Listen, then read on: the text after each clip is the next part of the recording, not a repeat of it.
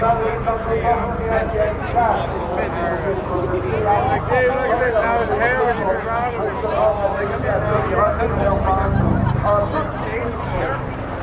in 1999 was posted to 430 CHS and served on the Griffon. He served in tours in Bosnia.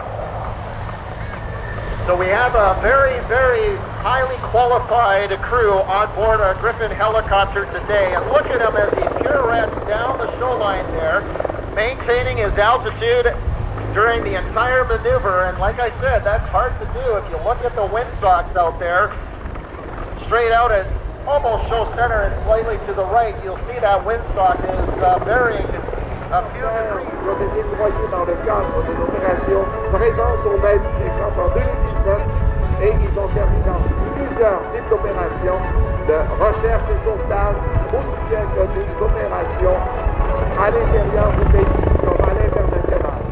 Here comes the last pass of our Griffon helicopter, folks.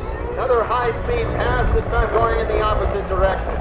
Let's give them a big round of applause for all their hard work today performing for us. Your Griffon helicopter is actually playing double duty here this weekend. As soon as they're finished with their demonstration today, they're going to play air taxi and bring some of our narrating team as well as safety officers for our military demonstrations and taking them to the Lake Simcoe Regional Airport.